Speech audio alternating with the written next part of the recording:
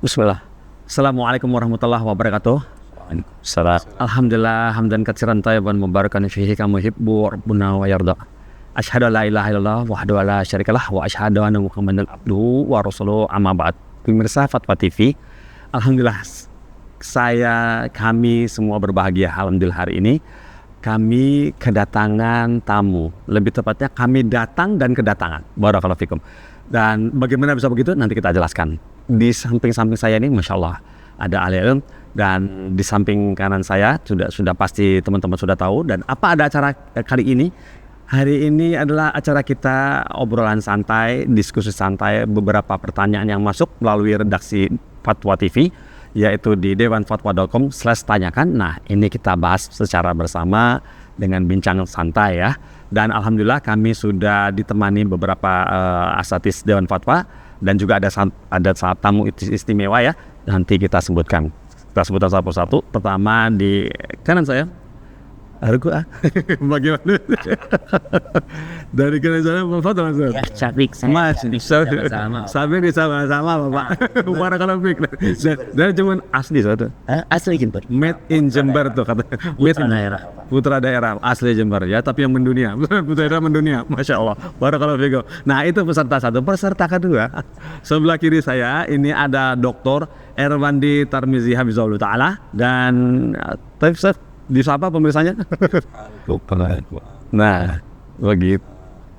Ya, begitu. Nah, begitu ya. Tadi Ustadz Erwandi, dan di sampingnya Ustadz Erwandi ada juga Ustadz yang menemani kita di sepanjang fokus camp kedua, yaitu Ustadz Sofyan Basin. Silakan Ustadz, disapa pemirsanya. Warahmatullahi pemirsa semuanya. Barakallahu fikum.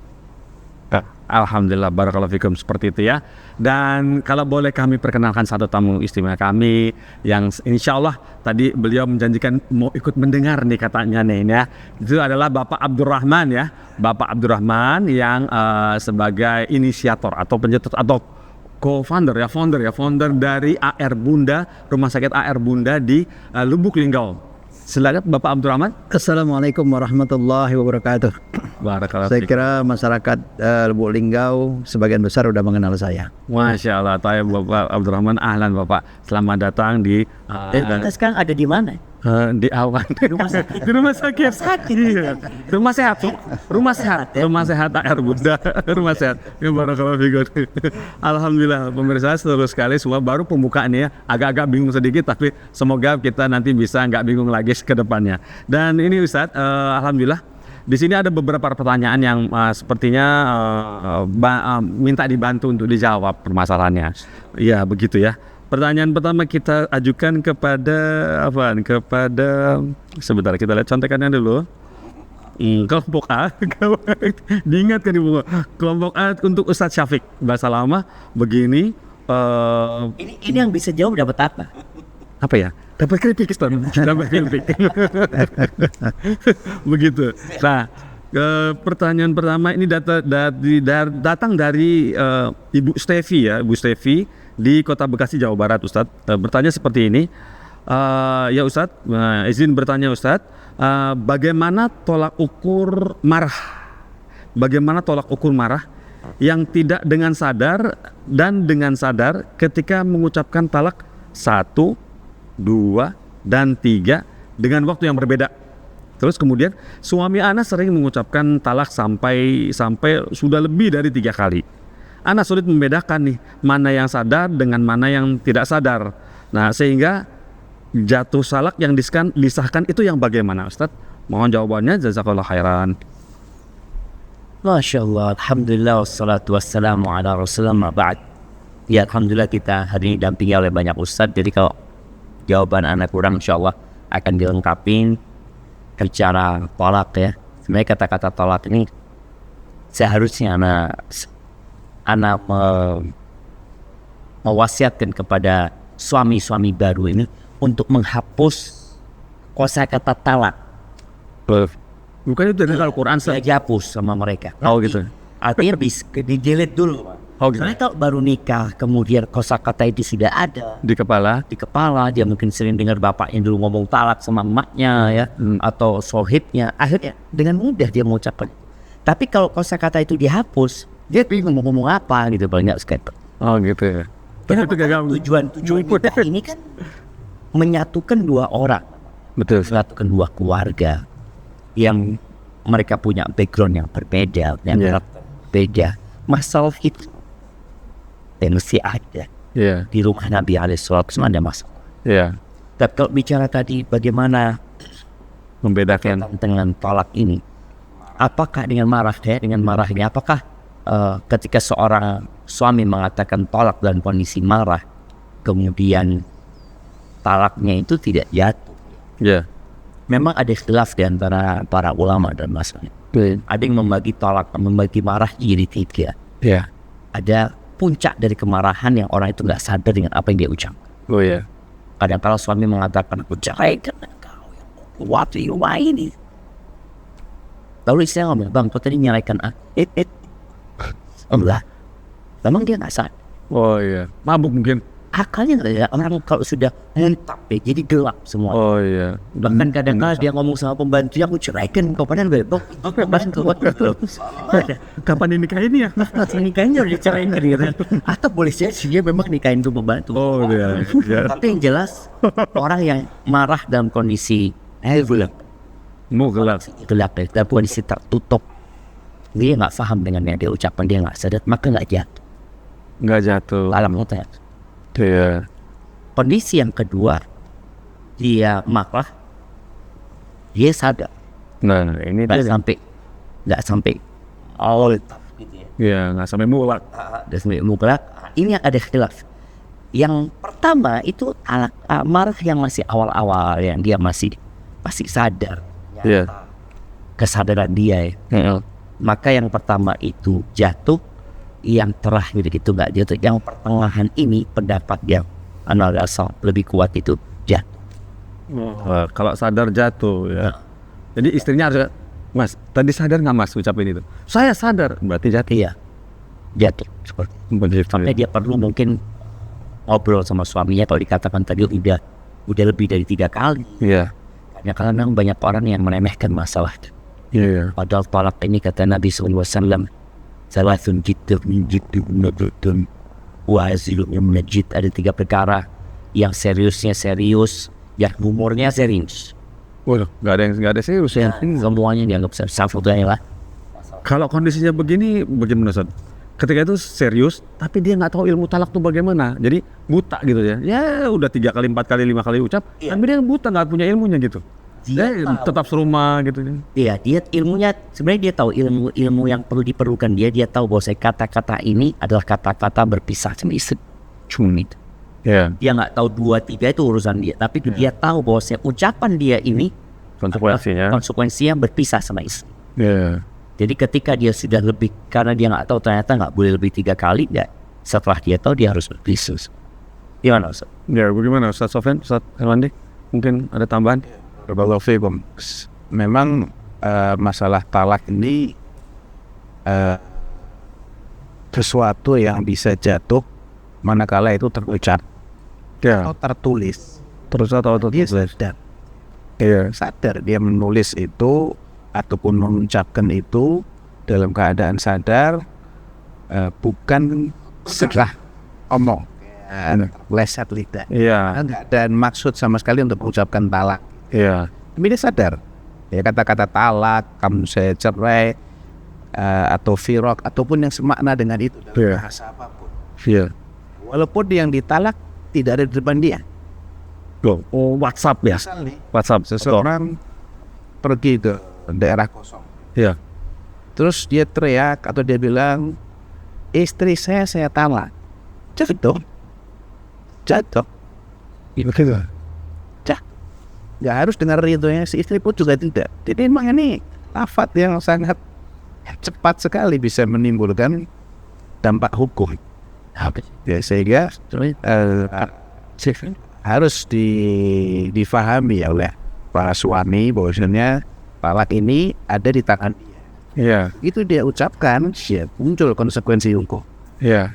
Kalau dalam kondisi marah, mas, seperti yang dijelaskan oleh Ustaz Syafiq tadi, ketika marahnya itu sudah dalam kondisi dia nggak bisa lagi membedakan marah kanan atau marah kiri, gitu. Siang malam dia sudah kehilangan kesadaran saking puncak kemarahannya, maka itu dianggap seperti orang gila. Oh gitu. Kondisi dia itu seperti Kalau orang gila kan nggak kena hukum ya. Dia makanya mukallaf nggak. aja. Tapi ketika marah itu marah serius, tapi dia pasti tahu lah.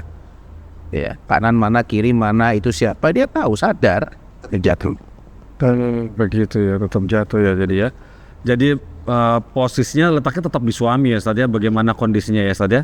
Baik itu tulis maupun secara lisan. Secara lisan. Kalau dia bisu, ya misalnya adalah kamu ceraikan istri kamu, jatuh. Ya. Jangan dulu saya pernah baca di internasional di berita ya, Sean Penn dan istrinya Madonna, penyanyi zaman dulu tuh mentalaknya dengan fax. Mentalak istrinya dengan mesin fax. Tulisan berarti. Jatuh Ustaz. Iya. Apalagi fax lebih yakin ya, tanda tangan segala ya. Badur. Serem juga. Tapi memang masalah talak Iya. masalah yang pelik ya. Jadi kadang-kala kita ini hanya memberikan fatwa. Iya. Ketika terjadi konflik, jadi perlu didatangkan 2 orang. Iya, nggak bisa terima satu cerita ya. Cerita ini boleh jadi suaminya nggak ngomong talak, sebenarnya apa dalam ceraikan ya. Iya. Maka dalam masalah ini kadang-kala mereka perlu berdua nanti datang ke Ustaz Sufyan. So ya. Oh begitu ya. Dan kalau di Saudi itu ada 7 anggota para ulama, ada yang memang khusus untuk cerai talak, minta fatwa. Fatwa talak Ya, Spesialis ya Ustaz ya. suami atau perempuan halal hawa banyak di live di TV tentang talak, biasanya nggak dijawab. Terus dua-duanya hadir dan pun ada ulama khusus. Iya, dia sudah terbiasa untuk mengetahui kondisi kejiwaan orang. Iya. Paham mengenai ilmu psikologi juga Ustaz ya. Psikiater ya. Sehingga kalau dampaknya besar. Iya, sampai puluhan tahun ke depan ya mungkin ya. Itu anak-anaknya. sampai mati. Ya sih. Iya. Kalau cuma yang berpisah laki perempuan, ya itu memang berat, tapi lebih berat lagi Ketika ada anak-anak kan silakan kalau anak-anak yang jauh. Kita saja udah umur segini merasa punya orang tua itu nikmat banget. Iya. Sebagai udah lewat berasa butuh banget. Apalagi ini anak-anak dan belum umur baligh. Ya, betul sih suami. makanya jangan sembarangan Joshua. Kami jangan sembarangan dan pun jangan sembarang bertanya. Betul. Kalau ingin memastikan tadi si istri jangan terlalu gregetan. Kalau merasa nggak nyaman, ajak suami baik-baik ke pengadilan agama. Mediasi. Ini ditentukan. Ya mediasi Ustaz ya. Biar di sana ditentukan jatuh dan tidaknya. Oh, bagi senasib. Seperti juga di anak kadang-kadang ngelihat Ustaz ya. Ketika suami marah, istri itu kadang-kadang mancing Ustaz. Jadi suami memang lagi marah, kata istri, aku nggak salah. Akhirnya sang suami, maka suami istri ini kalau satu marah, satu seharusnya Tahan ya. orang nanti seperti ini. Begitu. Supaya tadi ucapan. Tapi itu susah tuh. Ini Ustaz ada satu. Karena orang sering menyebut talak, aku talak, kau talak 3. Itu tetap jatuh talak 1 atau jatuh talak 3, itu gimana? Sering kan itu. Saking kemarahannya dia, aku jatuh talak, kau 3. Itu gimana? Gimana itu? Untuk madhab hakimnya nanti. Itu ya. Kalau kan memang ada 2 qaul ya. Iya. Hatta di 2 pendapat. Hatta prakteknya di zaman Rasulullah, di zaman Abu Bakar, dan 2 tahun pertama di masa kekhalifahan Umar bin Khattab radhiyallahu anhu. Ya. Tolak salasa wahid. Tolak yang 3 yang dijatuhkan sekaligus dihitungnya 1. Tapi di masa 2 tahun lewat dari kepemimpinannya Umar, orang sudah mulai sembrono menjatuhkan talak 3. Faqala Umar, ura anna an-nasa qad ista'jalu fi amrin kana lahum fihi sa'ah. Falau amdaynahum alaih fa'amdahum. Kayaknya orang-orang ini malah tergesa-gesa dalam hal yang mereka itu sebetulnya punya dikasih kelonggaran oleh syariat. Kan dikasih 1 dulu, nanti iddahnya ditunggu, masih nggak cocok lagi, jatuhkan lagi ya. Kok mereka maunya sekaligus gitu? Ya sudah kalau gitu kita jadikan aja 3 sekaligus 3. Nah, artinya Umar bin Khattab radhiyallahu anhu mengganti talak 3 yang sekaligus itu yang awalnya dihukumi cuma 1 diganti 3 tetap jatuh 3 karena di masa itu orang-orang meremehkan aturan ini. Jadi kalau madhab hakim ya kan yang tetap hakim. Iya. Kalau ustadz mah cuma bisa ngasih fatwa dan fatwa itu nggak bisa mengikat. Karena biasanya yang tanya cuma salah satu. Ya. Istrinya aja atau suaminya aja itu kan belum tentu kan itu terjadi benar-benar cuman dia menceritakan menurut versinya dia. Ya, itu tergantung nanti. Kalau menggunakan yang tolak 3 tetap dianggap 1 dan mungkin dalam kondisi-kondisi tertentu itu lebih maslahat tuh. Ya. Tapi bisa jadi dalam kondisi lain ditinjau oleh si hakim yang lebih maslahat adalah menggunakan apa yang pernah diterapkan oleh Amirul Mukminin Umar bin Khattab radhiyallahu anhu sehingga itu bisa dianggap 3 ya. Beda lagi dengan kamu saya talak itu 1. Oh gitu. Beda dengan kamu saya talak 3. Itu 3. Oh begitu. Iya. Nah kemudian ada satu lagi Ustaz. Jadi kita ini kan kadang-kadang bicara talak. Saya talak kamu 1. Nanti pengadilan agama belum tentu memutuskan dia talak. Nah itu gimana tuh Ustaz kira-kira?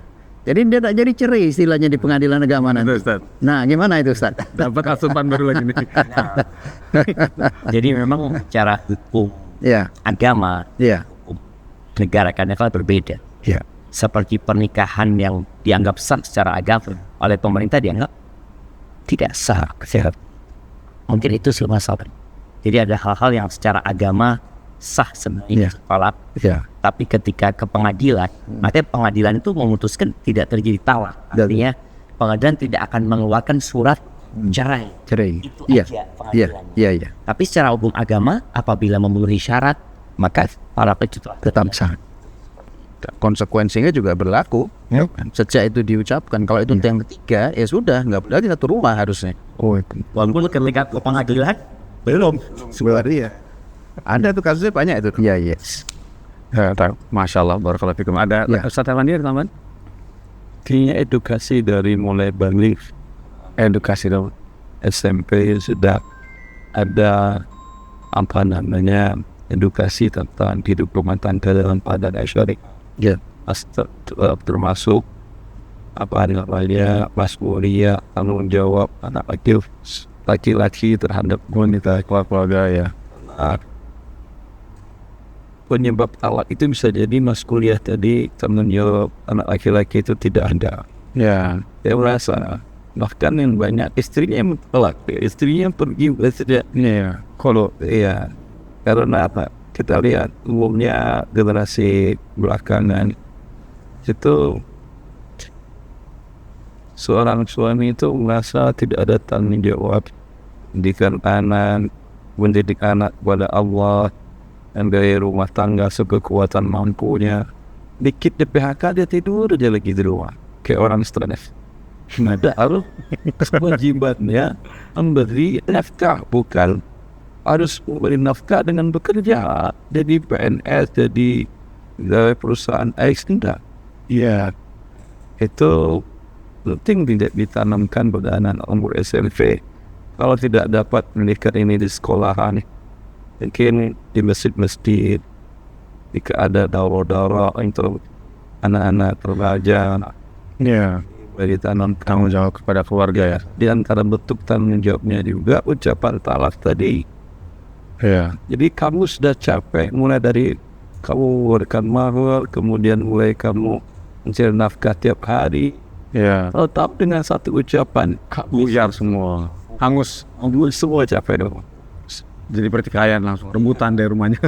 Jadi edukasinya tuh ya dimulai dari awal sehingga ketika dia mengeluarkan kata-kata itu memang hasil muhasabah dan evaluasi diri yang kayaknya subhanallah memang sudah nggak mungkin pertahankan rumah tangga. bukan terlalu gampang-gampangan seperti yang banyak fenomena kita lihat belakangan. Karena dia di rumah merasa nggak bertanggung jawab apa-apa. Iya. Ini istri lebih menguasai di rumah. Iya, selama itu semua kan. Iya betul. Ya. Sehingga kata-kata itu keluar menurut dia nggak ada konsekuensi. Karena selama ini hidup memang tidak ada konsekuensi. Rata-rata ada edukasi dari berbagai pihak, dari keluarga mungkin kecil, keluarga memindahkan kewajiban ke pihak sekolah. Dengan sekolah tidak Sekolah tidak menganggap itu bagian dari penting untuk diberikan kepada anak-anak. ya betul. Ini PR Ustaz. PR Pekerjaan rumah. untuk semuanya. Iya, untuk Karena kita dia semua. mau anak perempuan mau anak laki sampai lulus SMA dia tidak akan pernah tahu tentang hukum-hukum yang berkaitan dengan pernikahan. Iya. Dia tidak akan pernah siap menjadi seorang suami, tidak pernah siap menjadi seorang istri. Kuliah 4 tahun nggak belajar. Enggak juga. Belum tentu. Namanya nggak ngerti. Nggak, itu sah. Udah mau nikah baru belajar mandi junub. Padahal dia udah pernah junub dulunya. Iya, akil balik. Jadi ini PR bersama. Harapannya mungkin Dewan Fatwa nih. Oh, ada ketua Dewan Fatwa di sini. Bagaimana merumuskan Ustaz untuk memberikan apa ya? Memberikan masukan kepada pihak-pihak terkait ya. Bahwasanya anak itu jangan nikah dulu. Dia nggak boleh nikah sampai dia paham dulu. Iya. Kalau nggak sebulan cerai, 2 bulan cerai. Iya betul, Ustaz. Oke, mudah-mudahan. Ya, insyaallah. Ketua di sini. Anak mau pamitan dulu ya. Oh, begitu. Iya, anak kayaknya. Allah, baru Anak sebentar. ada adik gantian ntar lagi. Kalau big time. Nah, insyaallah anak pamit karena agak ringsan dan dilanjutkan oleh Ustaz yang lain. Ini taib. Barakallahu jazakallahu khairan, Ustaz. Insyaallah. Wah, lan Ustaz. Berganti. Barakallahu fik. Insyaallah. Lanjut saja. Baik, ahlan Ustaz. Barakallahu fik. Alhamdulillah. Ya, tafadhal Ustaz. Alhamdulillah ya Allah.